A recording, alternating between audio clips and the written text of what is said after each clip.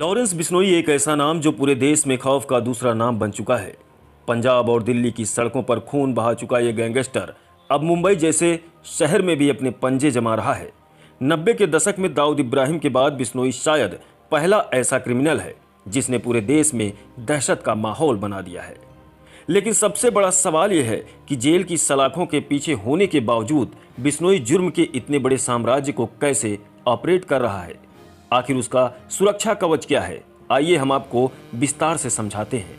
कहानी शुरू होती है 90 के दशक से, जब दाऊद इब्राहिम और उसके गुर्गों का आतंक मुंबई में चरम पर था।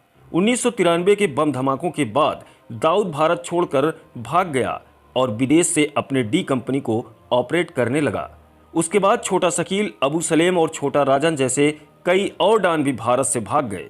मुंबई अंडरवर्ल्ड का पूरा ऑपरेशन विदेश से चल रहा था, सिर्फ अरुण गावली ही भारत में रह गया था। मुंबई पुलिस ने गैंगवार को तो खत्म कर दिया, लेकिन दाऊद और छोटा शकील को वापस लाने में नाकाम रही। हालांकि आज की कहानी अलग है।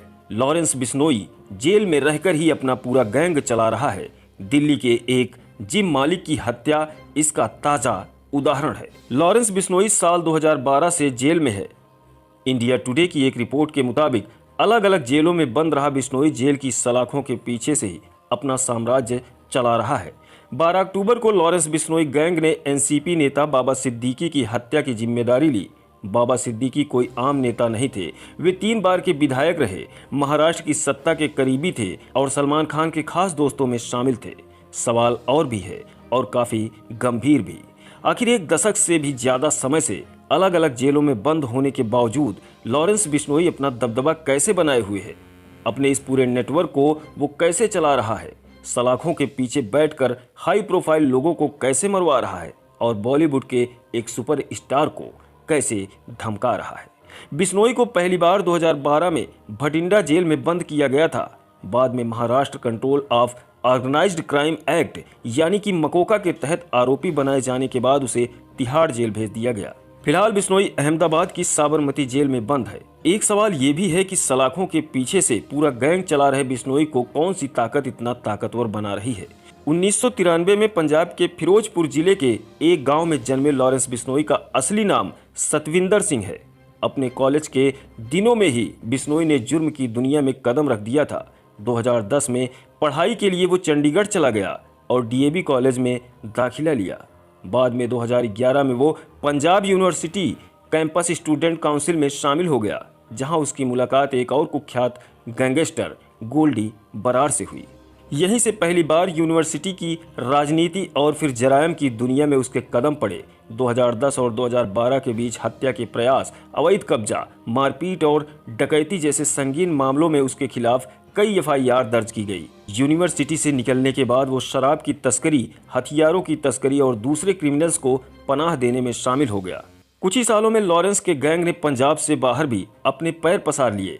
उसका गैंग पंजाब, उत्तर प्रदेश, हरियाणा, महाराष्ट्र, दिल्ली, राजस्थान और झारखंड सहित पूरे उत्तर भारत में फैल गया। अब उसके गुर्गे शराब माफिया, पंजाबी गायकों और दूसरे रसूखदार लोगों से पैसे वसूलने के काम में शामिल हो गए। सोशल मीडिया के जरिए लॉरेंस ने युवाओं को अपने गैंग में शामिल करना शुरू कर दिया। राष्ट्रीय जांच एजेंसी यानी कि एनआईए के मुताबिक लॉरेंस बिश्नोई गैंग भारत के 5 राज्यों में 700 से ज्यादा शूटर्स के साथ काम करता है। इनमें कम से कम 300 शूटर पंजाब के हैं। साथ ही देश के बाहर भी लॉरेंस का नेटवर्क फैल चुका है।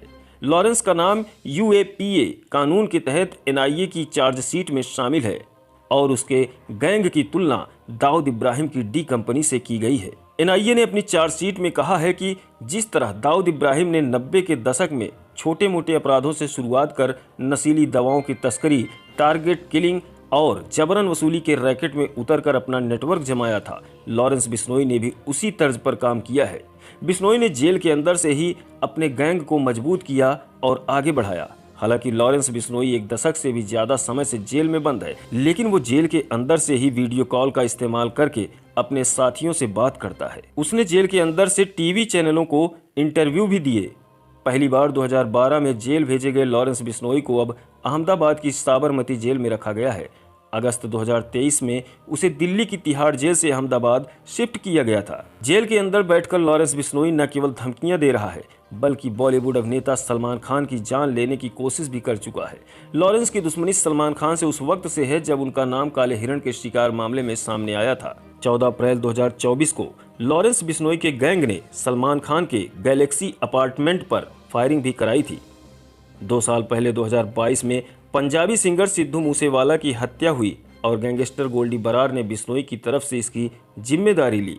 उस समय बिश्नोई तिहाड़ जेल में बंद था। चंडीगढ़ के अखबार द ट्रिब्यून की एक रिपोर्ट के मुताबिक 2012 तक लॉरेंस बिश्नोई पिछले 12 वर्षों में 36 आपराधिक मामलों में शामिल रहा, जिनमें से 21 विचाराधीन हैं, 9 में बरी हो चुका है और 6 में सजा हो चुकी है। ये मामले पंजाब, चंडीगढ़, हरियाणा, राजस्थान और दिल्ली में दर्ज हैं।